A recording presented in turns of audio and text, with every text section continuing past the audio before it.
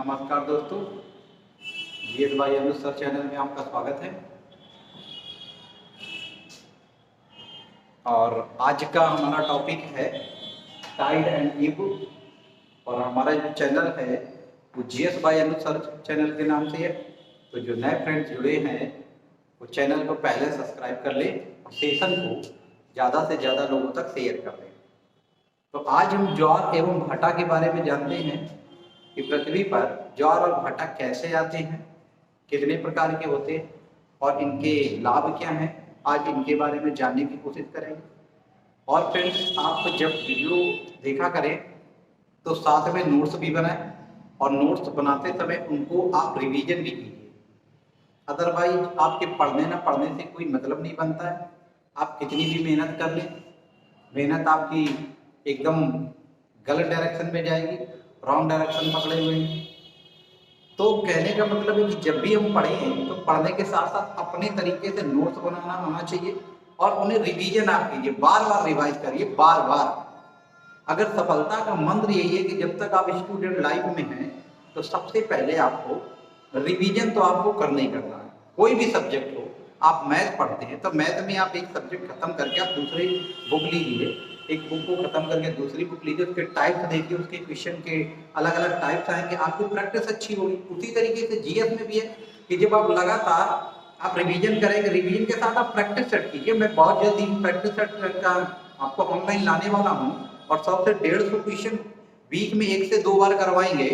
तो आप अपनी तरफ से भी एक डेली प्रैक्टिस सेट करने की आदत डालें। तो आज हम ज्वार एवं भाटा के बारे में जानते हैं कि पृथ्वी पर ज्वार एवं भाटा कैसे आते हैं। तो सबसे पहले ज्वार एवं भाटा को जानते हैं क्या।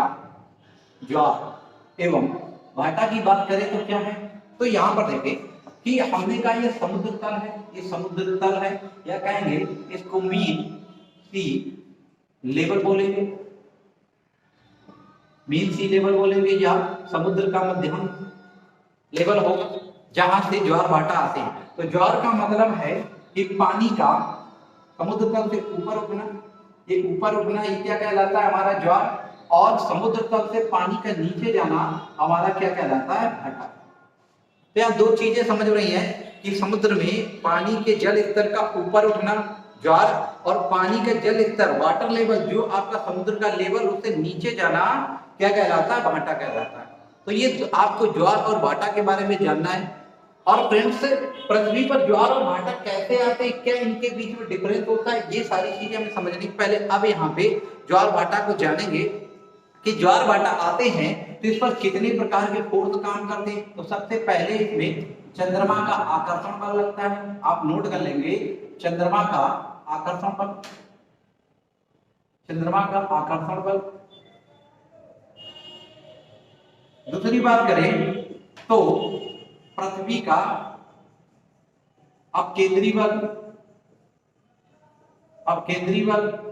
और तीसरा पॉइंट जो है वो आपका सूर्य का आकर्षण बल, सूर्य का आकर्षण बल लगते हैं। इस कारण पृथ्वी पर आपके ज्वार एवं भाटा आते हैं, या कहेंगे टाइड एंड ईब आते हैं। यहां तक फ्रेंड बात समझ में आ गई तो थंब कीजिए कि पृथ्वी पर वाटर लेवल समुद्र तल से जल का ऊपर उठना एवं जल का वाटर लेवल से या समुद्र तल के नीचे जाना ही क्या कहलाते हैं, ज्वार भाटा कहलाते हैं। ज्वार भाटा के लिए आने के लिए 3 कंडीशन चाहिए। पहली कंडीशन है चंद्रमा का आकर्षण बल, अट्रैक्शन आप कहेंगे अट्रैक्शन फोर्स ऑफ मून। दूसरा पृथ्वी का अपकेंद्री सेंट्रीफ्यूगल फोर्स ऑफ अर्थ, और तीसरा क्या होगा, द अट्रैक्शन फोर्स ऑफ सन। तो सन का, चंद्रमा का और पृथ्वी के द्वारा जो बल लगते हैं उसके कारण कहेंगे पृथ्वी में ज्वार और भाटा आते हैं। अब इनको समझने की कोशिश करेंगे कि कैसे चंद्रमा बल लगाता है और कैसे ज्वार भाटा आता है। तो इसको जानने से पहले हम यहाँ पे कुछ चीज बनाने की कोशिश करते हैं। मान लेते हैं ये हमारी अर्थ है, ये हमारी अर्थ है, या कहेंगे ये हमारी पृथ्वी। पृथ्वी के सापेक्ष हमने कहा यहाँ पे आपका मून है, ये आपका चंद्रमा है। यहाँ पे इसको हमने बना लिया, ये हमारा मून है, चंद्रमा है। अब यहाँ पे हम देखने की कोशिश करेंगे कि कैसे अर्थ में, कैसे समुद्र लेवल से ऊपर पानी उठता है और कैसे नीचे उठता है। तो यहाँ पर आप समझने की कोशिश करिए कि जब चंद्रमा के द्वारा पृथ्वी, पृथ्वी के चारों तरफ यहाँ मान लेंगे, ये पृथ्वी के चारों तरफ यहाँ क्या है, वाटर। पृथ्वी के चारों तरफ यहाँ पे क्या वाटर है। तो जब चंद्रमा के द्वारा पृथ्वी पर आकर्षण बल लगता है, जब आकर्षण बल लगता है तो ये वाटर जो है, जो पानी है, ये आपका कैसे ऐसे ऊपर उठ जाएगा। हमने क्या बताया, चंद्रमा के आकर्षण बल के कारण समुद्र का जो वाटर लेवल से पानी क्या होता है, जो सतह तल से ऊपर उठ जाता है। जब ऊपर उठेंगे तो इसका मतलब है कि पानी का समुद्र लेवल से ऊपर उठना, ये क्या कहलाता है, ज्वार कहलाता है। तो ये पृथ्वी पर जो चंद्रमा का आकर्षण बल लग रहा है, उसके कारण क्या आ रहा है, ज्वार आ रहा है। अब दूसरी चीज समझिए, पृथ्वी का ये नियम है, ये प्रकृति का नियम है कि संतुलन बनाने के लिए उसके एक विरुद्ध में बल काम करेगा। कहेंगे जब इस पानी को आकर्षण बल चंद्रमा अपनी ओर खींचेगी तो इसके विपरीत भी तो एक संतुलन बनाने के लिए फोर्स काम करेगा। एक फोर्स काम करेगा यहाँ पे, इसके जस्ट अपोजिट ये समतल लाने के लिए आप कोई वस्तु को जब अपनी ओर खींचते हो तो उसके एक अपोजिट बल भी तो लग रहा होता है संतुलित करने के लिए। तो यहाँ पे भी उसके अपोजिट एक फोर्स लगेगा, तो कहेंगे यहाँ भी वाटर लेवल ऊपर उठ रहा होगा। तो ये समुद्र तल से पानी का ऊपर उठना, ये क्या कहला रहा है फ्रेंड्स, ये कहेंगे आपका ज्वार कहलाता है। यहां से कितनी बार ज्वार दिखाई दिए, 2 बार दिखाई दिए। दूसरी कंडीशन यहाँ क्या निकल के आती है कि आपका जब पानी आकर्षण बल के कारण वाटर जो है समुद्र का इधर खींचेगा तो कहीं ना कहीं ये समुद्र का जो पानी है वो किधर की ओर संकुचित हो रहा होगा, इधर को। ये वाटर किधर को संकुचित होगा, इधर को। दूसरी चीज यहाँ पे देखें तो यहाँ भी तो वाटर इधर को संकुचित होगा, क्योंकि पृथ्वी का क्या लग रहा था, ये चंद्रमा के द्वारा यहाँ पे क्या लगा फ्रेंड्स, आकर्षण अट्रैक्शन फोर्स लगा। तो पृथ्वी ने उसको संतुलित करने के लिए क्या लगा दिया, अपकेंद्री बल काम किया, उसने अपनी तरफ को खींचा तो ये वाटर ऊपर गया इसको संतुलित करने के लिए। तो अब जब इसने इधर को खींचा तो पानी इधर को जाएगा, ये पानी इधर को जाएगा। तो ये पानी जो है, ये पानी जो इधर है वो कैसे आ जाएगा, ऐसे हो जाएगा। ये कैसे खिंच जाएगा, ऐसे खिंच जाएगा, ये नीचे चला जाएगा।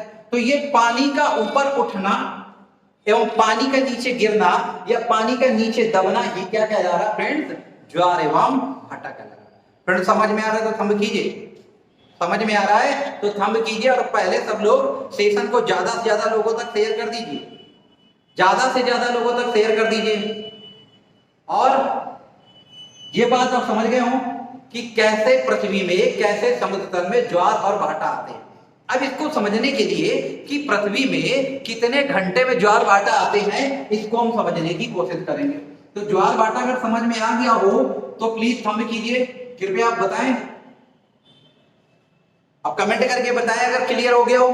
आगे चलते हैं कि अब कितने घंटे में आता है। तो सबसे पहले हमने कहा ये आपकी पृथ्वी, ये हमारी अर्थ है, और अर्थ पर किसका अट्रैक्शन फोर्स लग रहा है, सबसे पहले हम समझने की कोशिश कर रहे हैं। हमने कहा चंद्रमा का, किसका लग रहा है फ्रेंड, चंद्रमा का या मून का, ये हमारी मून है। अब यहाँ पे देखें कि इसके चारों तरफ अभी हमने बताया कि पानी है। पृथ्वी के चारों तरफ क्या है, पानी है। तो चंद्रमा जब इस पर अट्रैक्शन फोर्स डाल रही है तो 2 चीजें होती है। पृथ्वी क्या करती है, पृथ्वी अपने अक्ष पे 2 तरीके का रिवोल्यूशन कर रही है। एक आपका घूर्णन करती है, 2 प्रकार का चक्कर लगाती है, और एक क्या करती है, परिक्रमण कर रही है। तो यहां पर घूर्णन एवं परिक्रमण की बात करें तो घूर्णन क्या है कि पृथ्वी अपने अक्ष पे 24 घंटे में अपने अक्ष पे एक परिता चक्कर लगा लेती है, जबकि 365 दिन में सूर्य के परिता चक्कर लगा लेती है। 2 प्रकार की गतियां करती है, जिससे क्या होता है, दिन रात हो रहे हैं और आपके क्या होता है, परिवर्तन होते हैं। अब यहाँ पे पृथ्वी तो अपने अक्ष के चारों ओर चक्कर लगाती है, साथ ही साथ हमारी जो मून है वो मून भी तो एक दीर्घ वृत्ताकार चक्कर लगा रही है। समझने की कोशिश कीजिए, जो चंद्रमा है वो चंद्रमा भी तो हमारी एक दीर्घ वृत्ताकार चक्कर लगा रही है।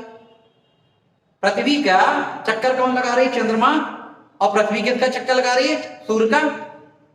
जब सूर्य का चक्कर लगाती है तो अब बताइए, हमने कहा पृथ्वी के आकर्षण, चंद्रमा के आकर्षण बल के कारण चंद्रमा पर पृथ्वी पर जो चंद्रमा आकर्षण बल लगा रही है, इसकी वजह से ये वाटर आपके ऐसे हो गए। जब ऐसे हो गया तो हमने मान लिया ये ए पॉइंट है, ये आपका ए पॉइंट पर, या कहेंगे ए पॉइंट पर आपके क्या है, टाइड आए, टाइड या कहेंगे ज्वार आए। अब ये ज्वार जो आ रहे हैं तो क्या ये दोबारा कितनी देर में कहेंगे अपनी ए पोजीशन पे कितने घंटे में वापस ज्वार आएंगे? आप कमेंट करके बताइए कि चंद्रमा पर आकर्षण बल के कारण, चंद्रमा के आकर्षण बल के कारण कहेंगे समुद्र के वाटर लेवल ऊपर उठ गया, तो कितने घंटे बाद इसी ए पोजीशन पर दोबारा से ज्वार आएंगे?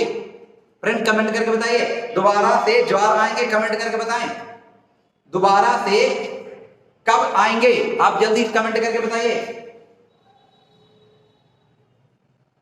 तो आप देखने की कोशिश करिए, क्योंकि आपको पता है कि जब पृथ्वी 24 घंटे में, ऐसे समझिए कि 24 घंटे में पृथ्वी पूरा एक चक्कर लगा देती। अगर पृथ्वी यहां से घूमना शुरू करेगी तो इसी जगह पे आ जाएगी, तो कहेंगे 24 घंटे को अपने स्थान पर आ जाएगी, 24 घंटे में अपने स्थान पर आ जाएगी, अर्थात कहेंगे 24 घंटे में दोबारा से ज्वार आएंगे। ये तो समझ में आया बात कि पृथ्वी जो है 24 घंटे में अपने अक्ष के पड़ता घूम जाती है, जो घूम जाती है तो चंद्रमा के फोर्स के कारण दोबारा 24 घंटे बाद क्या आएंगे? फिर ज्वार आएंगे। नहीं फ्रेंड, अब यहां में समझिए, जब पृथ्वी अपने अक्ष के पलटा घूम रही है तो चंद्रमा भी तो आपके पृथ्वी का चक्कर लगा रही है, तो इसने भी तो कुछ दूरी तय की होगी। आप समझिए, इसने भी तो कुछ दूरी तय की होगी। तो पृथ्वी, चंद्रमा को हमने मान लिया, चंद्रमा हमारी मूव करके कहां आ गई? यहां गई। चंद्रमा यहां मूव करके आई तो चंद्रमा के द्वारा अब फोर्स कहां लगाया जा रहा होगा? अट्रैक्शन फोर्स यहां लगेगा। तो टाइड जो यहां आ रहे थे वो टाइड कहां आएंगे? यहां आएंगे जाके। आप सोच के देखो, टाइड यहां आ रहे थे तो ये टाइड जो आ रहे हैं, ज्वार आएंगे तो यहां पे आएंगे। तो हमने क्या, आपको पता है कि पृथ्वी 24 घंटे में घूम लेती है और चंद्रमा आपकी 27.6 दिन में आपके पृथ्वी का चक्कर लगा देती है। 27.6 दिन में ये पृथ्वी का चक्कर लगा लेती है। और हमने क्या बताया, पृथ्वी जो है वो 24 घंटे में कितना घूम जाती है? 360। तो ये आपकी कितनी चली होगी 1 मिनट में? तो हमने कहा ये कितना घूम रहे? 360।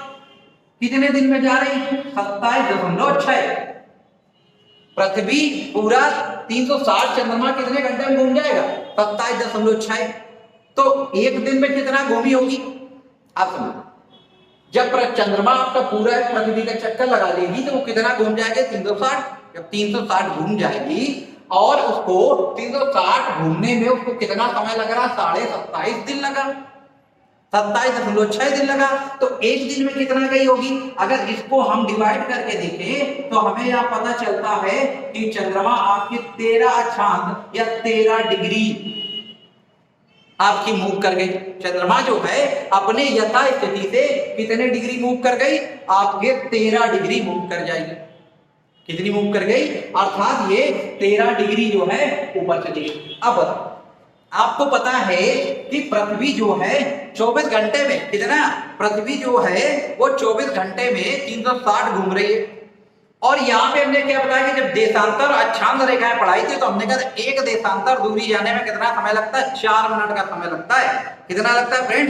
4 मिनट का लगता है। तो ये कितनी घूम गई होगी? ये घूम गई 13 डिग्री। तो इसमें मल्टीप्लाई 4 का करेंगे तो कितना आ गया? तो कहेंगे 13 चौको 52, 13 चौको 52। तो कहा जाता है कि पुनः पृथ्वी के एक चक्कर के बाद ए पर जब दोबारा उसी पोजीशन पर आएंगे तो कब ज्वार आएगा?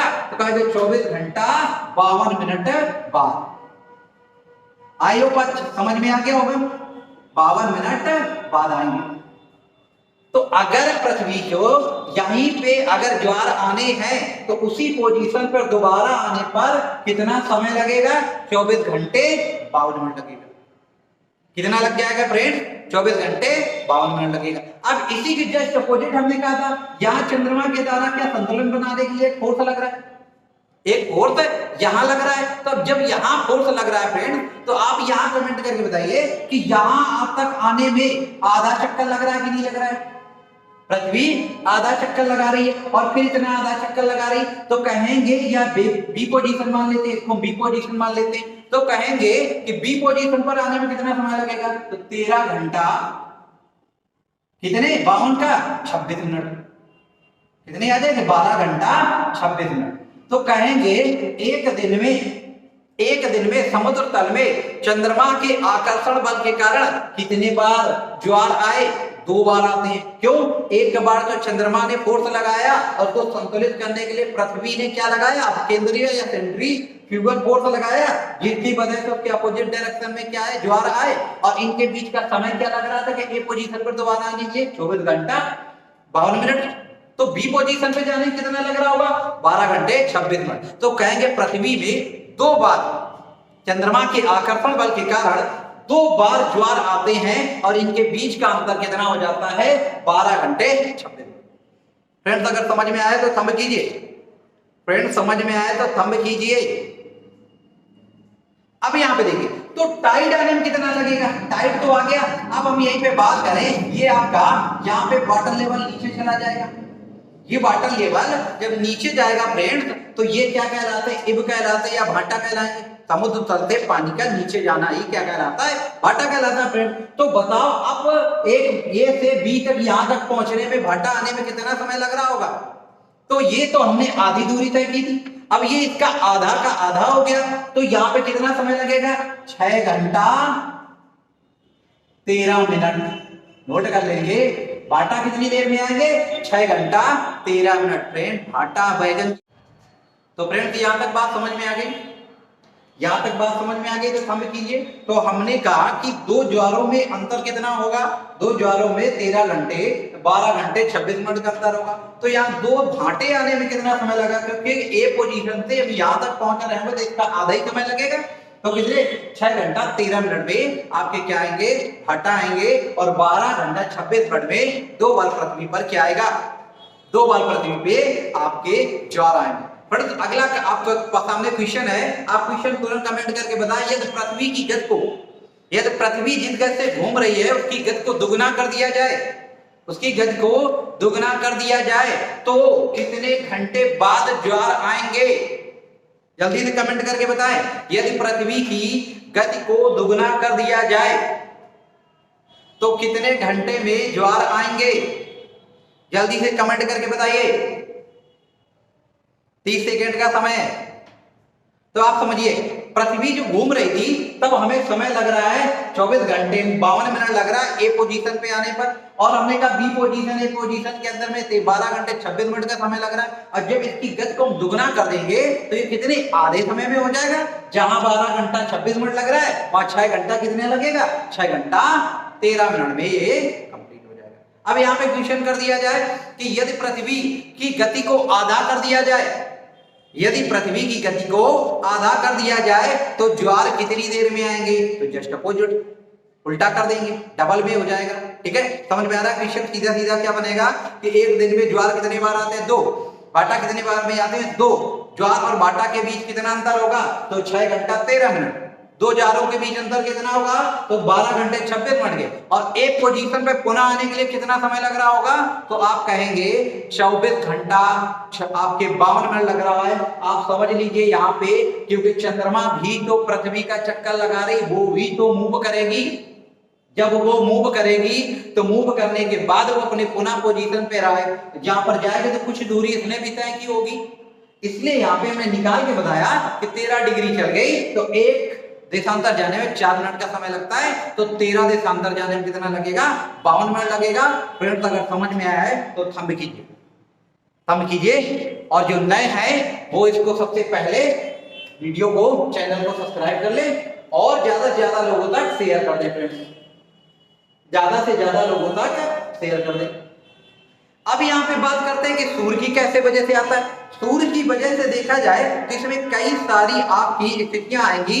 एक स्थिति आती है, हमने मान लिया ये हमारा सूर्य है, ये हमारा हमने बना लिया ये सन है, इसके बीच में हमने कहा ये मून है, और मून के बाद क्या है आपका, ये आपकी अर्थ है।